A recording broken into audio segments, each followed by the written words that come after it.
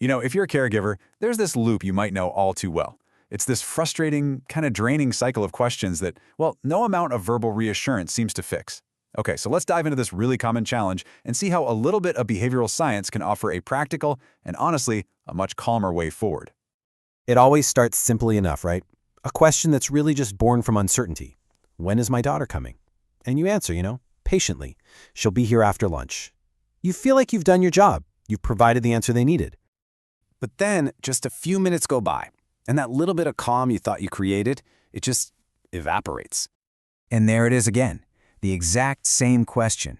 See, for the person asking, that anxiety is brand new all over again. But for the caregiver, that's when the frustration starts to creep in. But this isn't defiance, not at all. It's a signal of a much deeper need that just isn't being met. This whole cycle actually has a name, the loop of worry.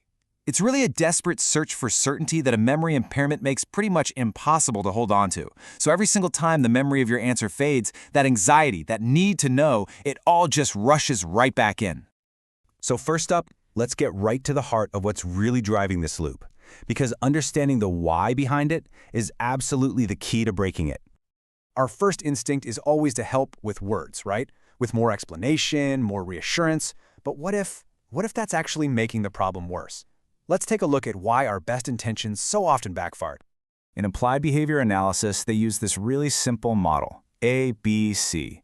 The antecedent, that's the trigger, is that internal feeling of anxiety. The behavior, well, that's the question itself. And the consequence? That's our response. It's the attention we give, and without even realizing it, we're reinforcing the very behavior we're trying to stop. And this right here, this is the fundamental mismatch. Your loved one is looking for certainty, for a feeling of security. But because their memory just can't hang on to your verbal answer, the only thing that really registers is the attention they get from you.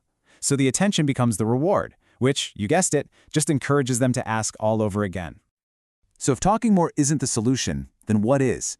Well, behavioral gerontology offers a super clear, 3-step method to break this cycle. And it's all about changing the environment, not just our words. Okay, step 1 is what behaviorists call antecedent manipulation. Fancy term, but all it means is changing the trigger. We need to externalize the answer. Instead of forcing them to rely on a memory that can't hold the information, we create a constant, visible source of reassurance. And here is a perfect, real-world example. For one man, his son created this simple card.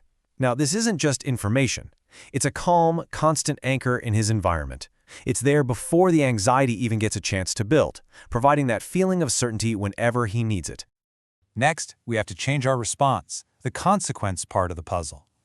The goal here is to stop reinforcing the act of asking and start reinforcing a new, much more effective behavior, looking for the answer themselves.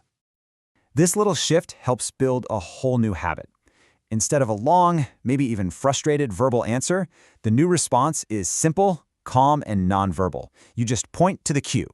You could say something like, "Let's check the card." This gives almost no attention to the question and all the attention to the solution. And over time, checking the card becomes the new go-to behavior. And the final step is to reward what you want to see more of. The ultimate goal isn't just to stop the questions, right? It's to create a state of calm. So we need to actively reinforce any behavior that is incompatible with anxious questioning. So how do we do that? 2 really key ways. First, if you happen to see them glance at the card on their own, praise it. "Hey, that's great you checked the schedule." This rewards their independence. Second, redirect their attention to something enjoyable. The question is often really a bid for connection, so meet that need with a positive activity. Okay, so we've got the theory down. Now let's consolidate all of this into a practical toolkit you can start using today. And let's also tackle some of the common concerns that might pop up. To make this super easy to remember in the heat of the moment, just think of the 3 Ps. When the question comes, you simply point to the visual cue, pause for just a moment to let them process it, and then proceed with a new, engaging topic. This consistent rhythm is what helps rewire that loop. Now this is a big one. It is completely natural to worry that not answering verbally might feel like you're ignoring them or dismissing them. It's a really valid concern, and it comes from a place of kindness. So here's the crucial shift in perspective. You are not ignoring the person. You are ignoring the loop. You're redirecting them away from the source of their anxiety, which is a faulty memory, and toward a reliable source of certainty. It's actually a much kinder and more effective way to give them the peace they're looking for. And of course, the practical question on everyone's mind: when can you actually expect to see a change? We all want to know that our efforts are going to make a difference. Well, the sources suggest that with consistent use, you can typically see a pretty significant decrease in repetitive questions within just 1 to 3 weeks. That's about how long it takes for the brain to start building a new association. The visual cue, not the verbal loop, is what brings that feeling of reassurance. Ultimately, this entire approach is about shifting our perspective and our goal. It's not about winning an argument or trying to correct a memory. It's about restoring calm. And this might be the most powerful takeaway of all.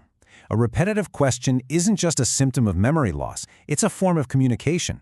It's their way of saying, I feel uncertain and I need your help to feel secure again. By changing the environment with something as simple as a visual cue, and by shifting our own responses, we can finally answer the real need behind the question. We can give back that feeling of certainty, and in doing so, we can restore peace of mind for them and for ourselves too.